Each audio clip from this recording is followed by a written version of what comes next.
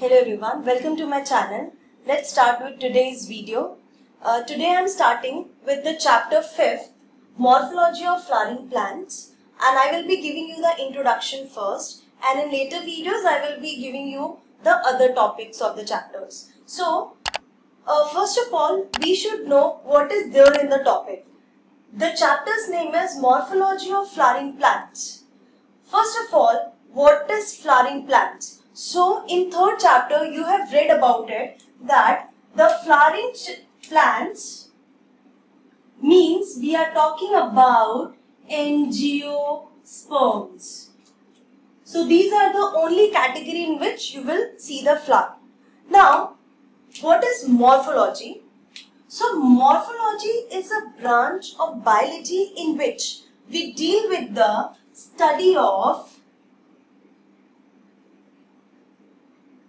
forms, structure and the relative position of different parts. Fine. So, in morphology, you are talking about, in this chapter, we are going to talk about the forms, structure and relative position of different parts of angiosperms. Now, as you know, there are different plants and there will be different varieties in the angiosperm. So, first is few simple things which you have to remember, that is smallest angiosperm is Wolffia. Rootless Wolffia. Its height, you can say its diameter is approximately 0.1 nanometer. It's very small. Then, the tallest angiosperm name is Eucalyptus, and its height will be approximately 100 meter. Last one is the largest. Largest means they will be having a huge canopy. Largest angiosperm will be banyan tree. So you have to remember these three things about the angiosperms. Now, as you know that I told you there are different varieties of angiosperms. So, to study and to understand it properly, the angiosperms are divided into different categories. Fine, like they are classified on the basis of height, on the basis of lifespan, on the basis of habitat. So there are different bases on which these angiosperms are classified. So number one we will be talking about is the basis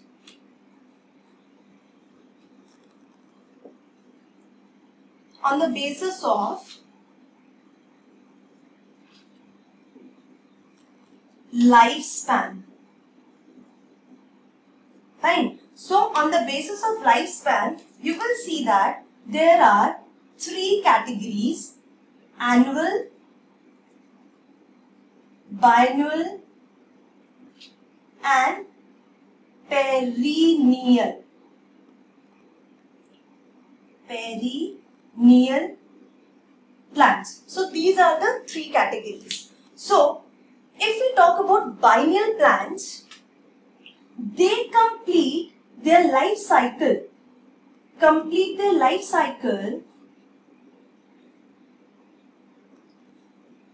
in 1 year or less.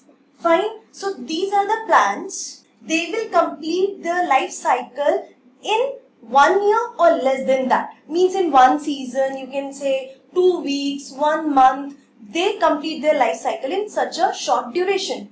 Now, life cycle means from germination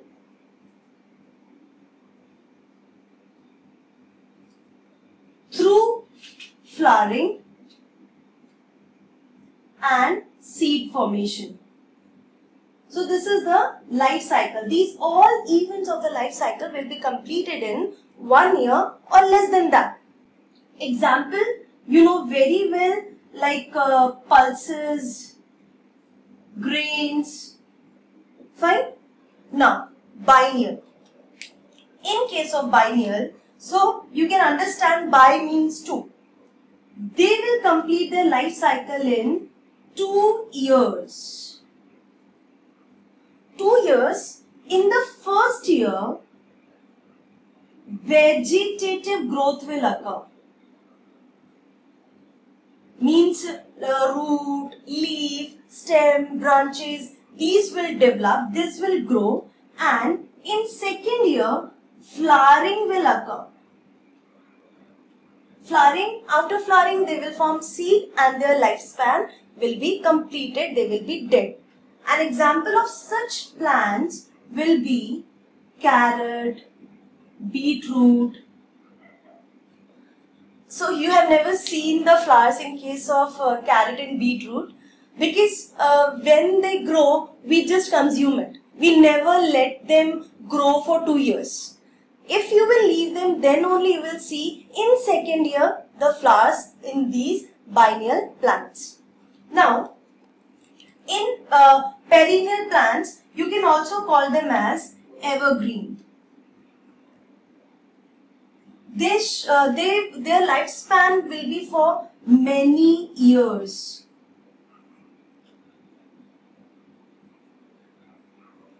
Fine.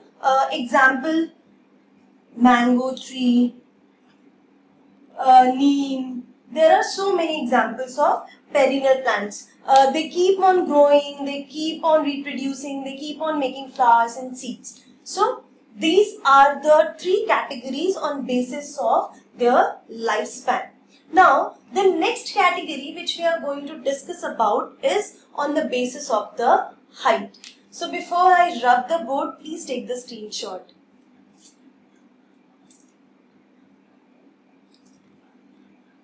Okay.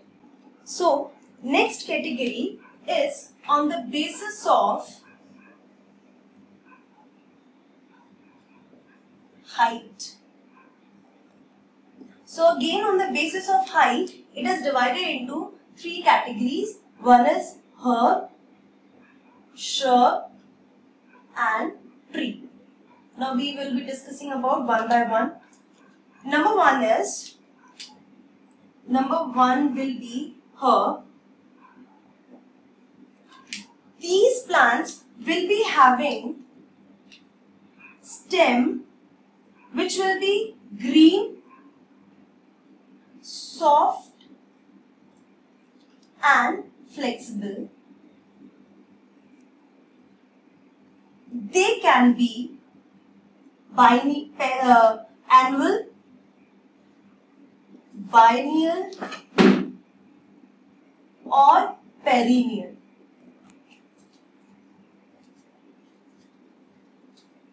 Fine. And their height will be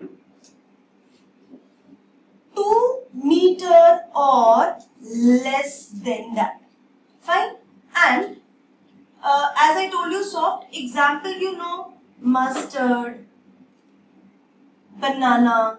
These are the different examples of the herbs. So, the next category is shrub. In case of shrub, stem will be, different color I am using, stem will be woody but not trunk. Fine, you can call it as woody stem. They will be brown in color but not that hard as which you can see in the trees. The trunk of the stem will be very hard.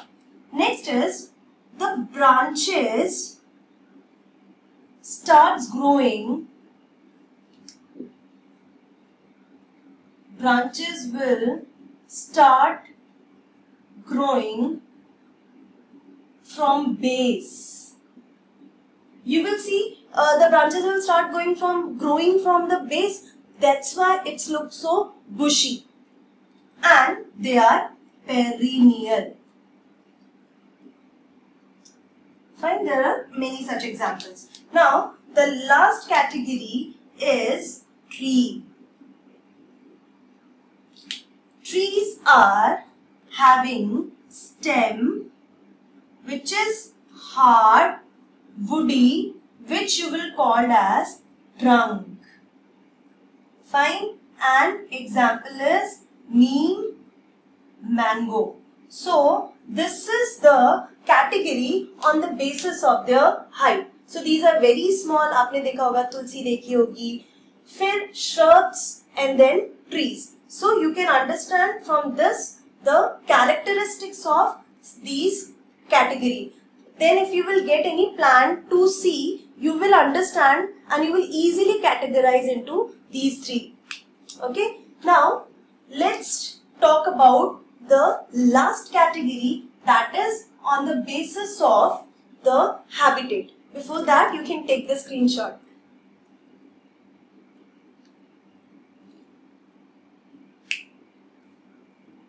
So let's discuss about the third category, which is on the basis of habitat. Fine. So again, on that basis, the classification will be like the plants which grows on the land, they are called as terrestrial, and the plants which grows in water, they are called as aquatic. And you can also call them as hydrophytes. Fine. So in case of aquatic, you will find two different categories. One will be marine habitat and the other will be freshwater. So in both places you will find different vegetation. Next is, in case of terrestrial, you will find number one category is xerophytes, which grows in desert. Example, opuntia, cactus. Fine. So the plants which grows in desert are called as xerophytes, and they are having different adaptations to grow in such area. Second one is halophytes. Halophytes are the plants which grows in marshy area. Example is mangrove plant. Marshy areas means the waterlogged area. So if the plants grows in that area, they will be called as halophytes. The third category is lithophytes. The plants which grows on bare rock, stones, trunks, tree trunk. If in such places plants grows, you will call them as lithophytes. Example is orchid, ferns. So these are the different categories on the basis of their habitat. So broadly, if you want to classify, there are two categories, terrestrial and aquatic. In aquatic, you will see there are two different habitats. One will be the marine habitat, salty water. The adaptations will be different in both the cases. And in terrestrial, there will be three classifications: xerophytes, halophytes, and lithophytes. So these are the three bases on which we are classifying the whole plants, whole angiosperms. One is on the basis of lifespan, second on the basis of their height, and the third one is on the basis of their habitat. Fine. So this is all about the introduction of this chapter. Now in the next video, I will be teaching the other topics of this chapter. Till then, take care, goodbye, and be safe. Keep learning.